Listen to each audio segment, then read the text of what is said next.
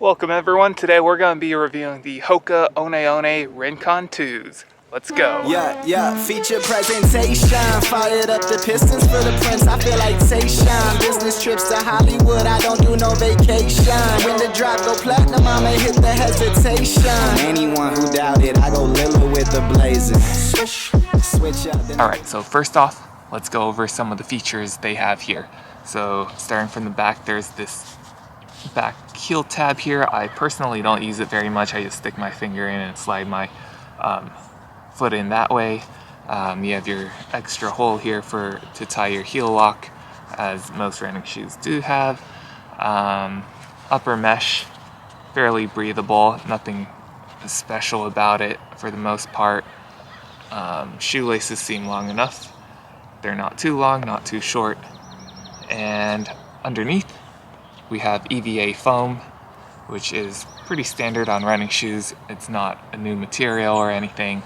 And we have, if you're a heel striker, you might hit your heel a lot, so we have rubber here and also rubber up top here for the wear areas. So we'll now go over the cons of the shoe. Number one is the shape of the sole.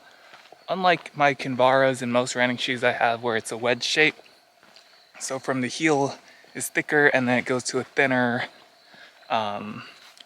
toe area. The Hokas here, the Rincon 2s, look like they do, but when I step into it and actually run in it, it actually curves up a little too much on the back part, so it's more of a rocker than a more forward slant that I'm used to. So what that means is I end up starting from kind of a negative position and using a lot more calf muscle, especially on steep parts and hikes like these. So that's my main gripe. Second of all, Hokas are generally narrower, so I have to size up half a size, which ends up being a little too big for me, but if I go with my true size, it's too narrow and it pinches my toes together. So it takes a while to mold your foot into the sole of the shoe, so when you're running downhill, your toes don't slide all the way forward. If you've worn any shoe for a while, you notice you start getting grooves, and those kind of hold your foot back from slamming into a front if they're a little too big or too small. So con number 3 is durability.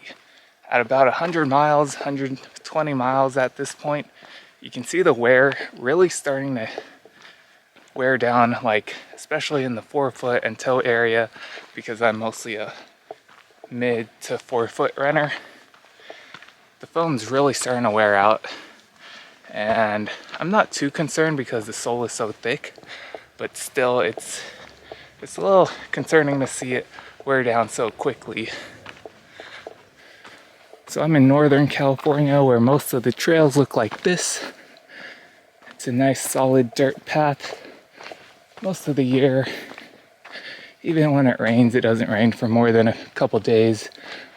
So it's never that muddy or that technical.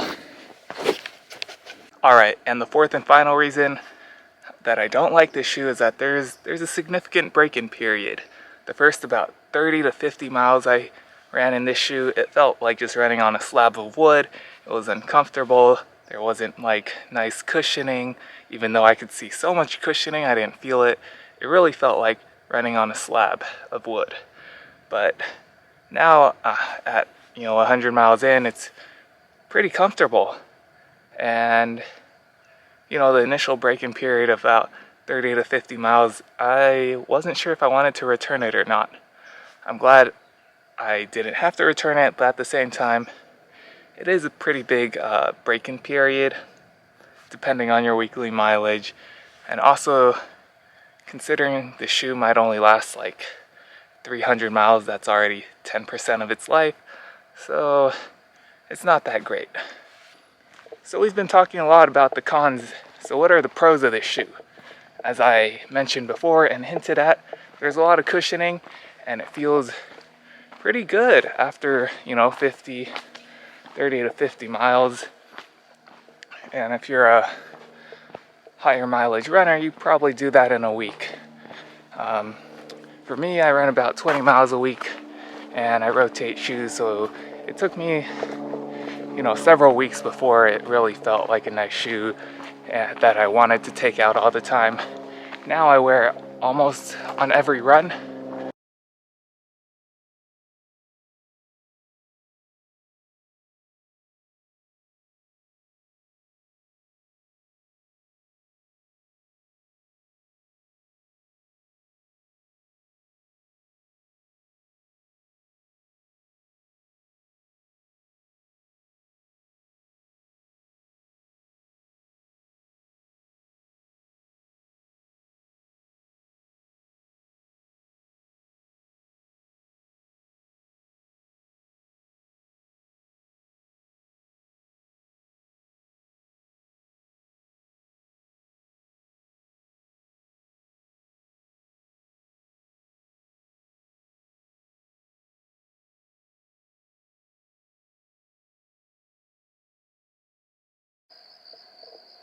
So in terms of overall comfort and ride, I'd give this shoe like 7 out of 10.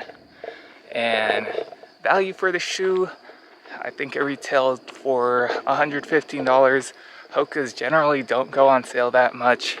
Even when they do, it's like a little bit off. I think, the lowest you see Hokas is usually like $95. So far it's been a good shoe.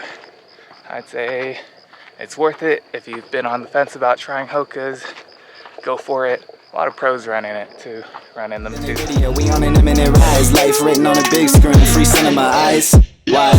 Yeah, oh my, this be the cheat code. When I wrote this, I hit RBYY, Tarantino. Written and directed, celebrating Portofino. Saw the cover on the gram, we bought it, that's how we go. Everywhere that we go, kill it, bill it, Tarantino. That's that Tarantino, though.